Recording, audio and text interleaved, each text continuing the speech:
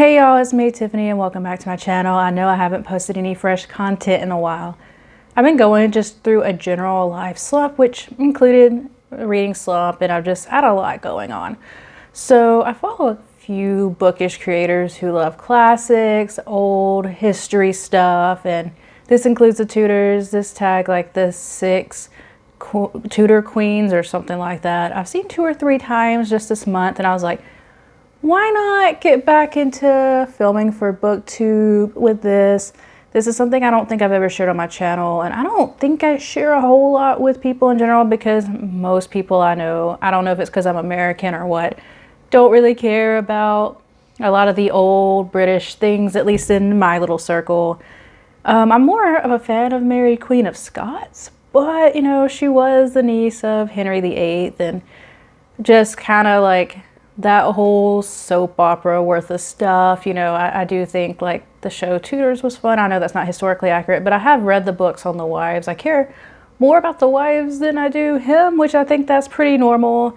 And, you know, like Mary's son, King James, all that. So I do have an interest in those things. So I thought this tag would be a lot of fun. It's simple. I can sit down and enjoy myself. And if you're interested in like the Tudors or even the Stuarts, let me know, because I'm just curious if there's anybody else that's in a circle that I am in that enjoy these things, even if it's a digital online circle. Okay, so the first question is Katherine of Aragon, which was his first wife, the book that was your first love. I don't know if I read Harry Potter or Artemis Fowl first, but it has to be one of those two. And I'm pretty sure it would technically be Harry Potter. I know all the stuff to do with J.K. Rowling and Harry Potter right now, but it's just the truth. I loved Harry Potter. Don't love her. So, yeah. Question 2, Anne Boleyn, a book with a manipulative character. I like that it didn't say manipulative main character because... side tangent, it was more for family that got her involved with Henry and all that stuff. So my first thought was actually Animal Farm. I read that last year, I think, but for some reason Animal Farm was the thing that popped into my head. But I've been reading a lot of political stuff and it necessarily wasn't that, but maybe that's why it popped in my head. Jane Seymour, a book that delivered what you wanted. Maybe Wonder Love. This was like a fictional travel book where she goes through like Guatemala, Honduras. There was a couple of other Central American countries. I can't think of it off the top of my head which ones they are. So she just kind of graduates high school, travels through, meets new people, things like that. It's kind of corny, it's kind of quick, it's maybe not the best written, but it's a quick read, it's an enjoyable read, and I have honestly no major complaints. It's just not going to go into deep cultures and stuff like that because it's through the eyes of a traveler. And while I do love reading translated works and reading the eyes of the people who are there, I think traveling memoirs are amazing too, even if they're fictional, especially when they're not like the bougie, like ones that are like, you know, at resorts and stuff, but like the ones that are actually, you get to sit down, meet new people, things like that. And everything's fast, you know, but it's what I wanted at the time. I wanted a fast read, and I've been to 2 or 3 of the countries that was mentioned in the book. And you know, and so it gave me what I wanted at the time. And I do actually recommend it, especially if you want a quick read, especially summer by the pool. I think this would be a good one. Okay, Anne of Cleaves, a book that you didn't expect. That one's actually kind of mean because they got married. He randomly decided she was too ugly and sent her off. She's actually, I think she's the queen that won out of the rest of them. She didn't have to actually sleep with Henry. She was like, fine, you want to divorce me? Whatever. She got houses and all this stuff. She never had to get remarried. His daughters respected her, left her alone, basically, let her just keep, you know, having her life paid for. So I think she is the winner out of all his wives. But I read a book earlier this year about Martin Luther, and This is a nonfiction, but I thought it was going to go into more aspects of his life and stuff, and it was a different type of book than I thought. It did talk about him and it did mention some stuff, but I was thinking it was going to be more than what it was, or it was going to take different aspects of his life. So it wasn't like it was a big plot twist or anything, that kind of thing, but it was just more of like, I was wanting different type of information than the book gave me. I think that qualifies, right? Okay, Katherine Howard, a book that irritated you. I hope it's okay that I mention a manga, but I can't think of the name off the top of my head. I'll put it on the side. It was a zombie manga. I read one of the 3 because it was in an omnibus. It was highly rated. I've seen it everywhere.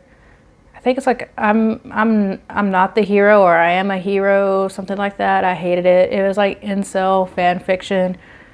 I only read the first volume, and as I said in another video when I talked about it, it seemed like Reddit kind of agreed that that part of the story doesn't really change. Like, he wasn't like a jerk and so whatever and got better. It wasn't like a bad character, but they didn't glorify it, sort of like a Walter White situation. It seems like it just stayed glorifying everything. So I just have no interest in continuing, but everything irritated me, you know, especially when I was reading on Reddit that it didn't really get better. My cats are having the zoomies right now. So the next one is Katherine Parr, a book that was published after the author is dead. For some reason, Persuasion popped into my head by Jane Austen, but that was written while she was dying. I think it was published right as she was dying or right after she died. So I don't really want to give that as an answer, but that was the first thought in my head, probably because I truly, truly love the book. I did a video earlier this year about how much I love the book for Persuasion. But ones that were written, or I read recently, not written recently, does Anne Frank count? I reread this earlier this year. I think it was this year or end of last year. I read it when I was younger, but I got more out of it with the reread. Sometimes, you know, that just happens. And I guess being an adult, you know, I'm 28, so my brain is fully developed, whatever. It was more depressing seeing how many things she just missed out as a teenager, or just like she wanted to go through a cycle in the beginning. That's what she really wanted. She did have her first kiss, but, you know, things like that. So it was more sobering, and like a lot of people believe she was writing to publish later. She wanted to be an author. They were saying like there was proof or something that she was trying to edit or make it flow more like, or flow better, something like that. I don't remember. I read that like a long time ago. I know her dad altered it just because there was family stuff and things he didn't want published, especially I think it got published in the 50s. So there was just stuff that wasn't socially acceptable, and that's not in the version we read today, but it would seem like she was going to want to publish it if she survived. So I guess that counts. And then another one that I think might be more appropriate is The Trial by Kafka. I read that. I mentioned it actually in a vlog. I think I've mentioned it in 2 or 3 videos. That's the only Kafka book I read. One of my friends read Metamorphosis and told me it was kind of strange too, and I'm a little interested because he writes in a way that I hadn't really experienced, and I think this might be a book that I would recommend Cliff Notes to, unless you're more experienced in that whatever style that he writes in. But it's like nobody knows what's going on. The author makes it to where we don't know what's going on, the main characters don't know what's going on, the judges don't know what's going on.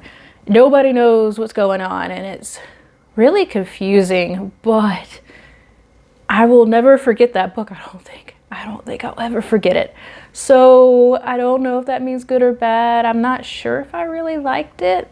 But I don't know if maybe it's just because I'm not used to that kind of writing. I didn't know what I was getting into. I didn't know the kind of author he was. I just seen his name everywhere. And then when I realized a close friend in real life read Metamorphoses, I asked about it. He was like, yeah, it was really weird. I wasn't really into it either. I don't think he hated it, but he was just like, ooh. So that was more bug related. So I kind of want to try it, but I hate bugs. Okay, so the last one is Henry VIII, a chunky book that you hated.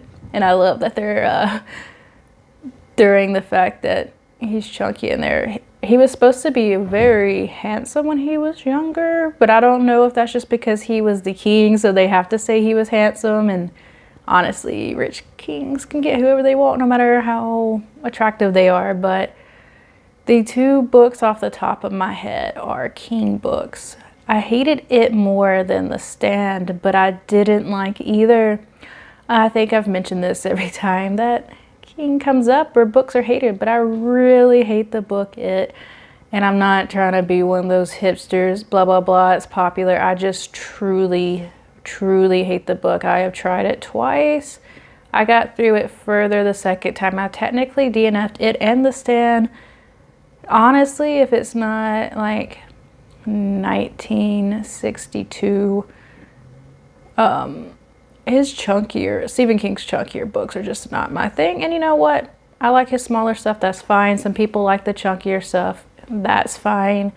It's just, and it's not even just the problematic stuff that's in It, but the timelines I don't really care about. Like, I don't think, when they go to the past and the future, I don't think it is that smooth of a transition. I don't know if it's because the second time I listened to it was audiobook, but I did try to read it physically the first time, and I was 15, so maybe I was too young. I don't know.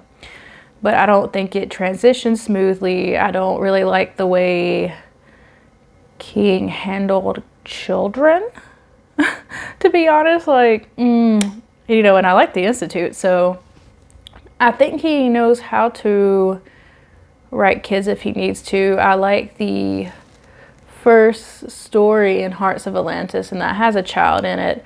So I think he knows how to when he wants to. Carrie was a teenager, but he did fine for that, which I know his wife helped him with that. So I liked War and Peace. I know this says books you hated. I liked War and Peace, and I liked The Tale of Two Cities, which are not as chunky as, well, War and Peace is chunky. Tales of Two Cities is not as chunky. But both of those books, I think, could have really benefited from a lot of fluff being cut down.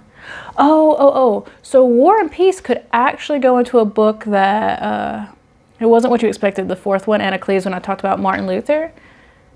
This is I do have like very slight notes with just the questions and a simple answer. I didn't even write down the whole answer, but War and Peace wasn't mentioned here. War and Peace could be a book, like, I didn't go into it getting what I expected, because I knew the title was War and Peace, and the book goes through war times and peaceful times. But I didn't even think about the title. I didn't know anything except for the French Revolution, and it was Russian. I looked nothing into it. I knew nothing about the author. When I opened it up, I didn't even realize it was going to be like all those books and the chapters. Like, I knew nothing. I was just like, I just see this book everywhere. I want to read a chunky book. Let's go.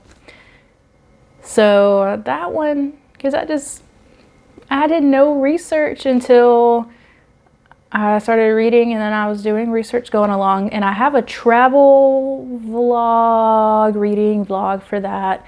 It was over Thanksgiving break. It was about 10 days. I went to go see my family, so it's not like highlight travel vlogs where you see all the great sites, and I kind of leave my family out. So it's more of like a standard reading vlog, but it has different scenery because I was in Alabama seeing my family instead of here. So yeah, I go a lot more into my thoughts into that. I just realized that was a book I could have mentioned instead of talking about some random nonfiction about Martin Luther.